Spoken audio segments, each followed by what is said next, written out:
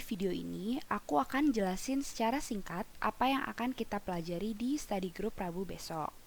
Dari silabus yang ada, kita akan membahas sedikit tentang isu-isu makroekonomi dan juga tentang solo growth theory.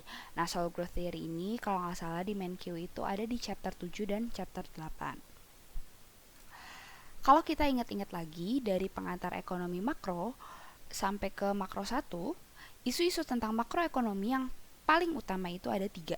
Yang pertama itu ada inflasi, itu pengukurannya kita bisa pakai IHK maupun GDP deflator. Yang kedua itu ada unemployment atau pengangguran yang kita bisa ukur melalui unemployment rate. Dan yang ketiga itu ada pertumbuhan ekonomi atau economic growth. Untuk pertumbuhan ekonomi sendiri biasanya diukur dengan pertumbuhan gross domestic product atau pertumbuhan GDP, pertumbuhan PDB sama aja. Nah, pertumbuhan ekonomi tiap negara itu pasti berbeda-beda kan? Perbedaan tersebut disebabkan oleh apa? Perbedaan tersebut disebabkan oleh faktor-faktor produksi di tiap negara yang berbeda-beda juga. Faktor-faktor produksi ini pasti mempengaruhi pertumbuhan ekonomi. Gimana sih cara mempengaruhinya? Itulah yang akan dijelaskan melalui solo growth theory atau solo growth model.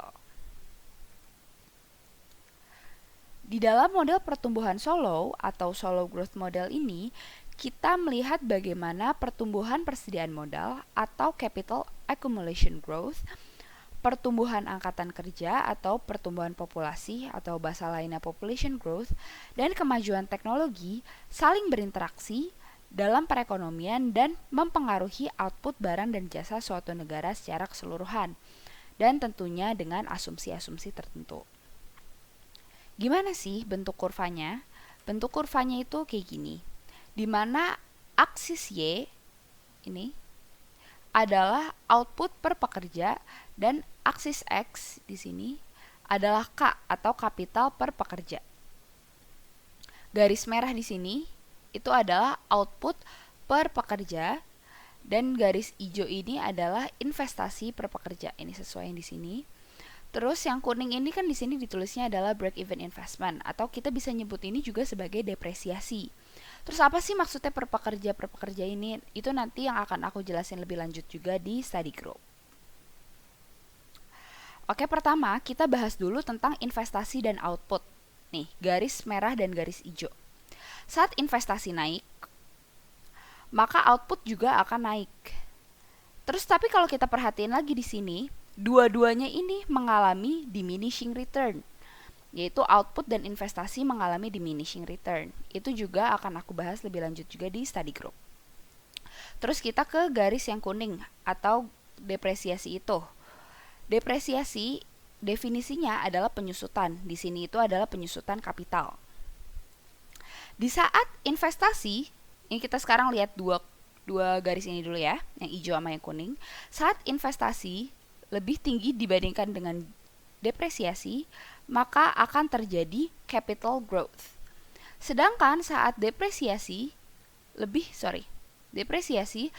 tinggi dibandingkan dengan investment, maka akan terjadi penurunan capital stock. Terus yang di sini ini apa? Yang di sini itu adalah kondisi di mana investasi yang ada digunakan sepenuhnya untuk depresiasi atau ini nih break even investment ini. Nah, titik ini di sini adalah K star atau kita bisa sebut juga sebagai steady state. Kurang lebih itu yang akan aku jelasin. Untuk lebih lanjutnya nanti lewat study group ya, teman-teman. Terima kasih.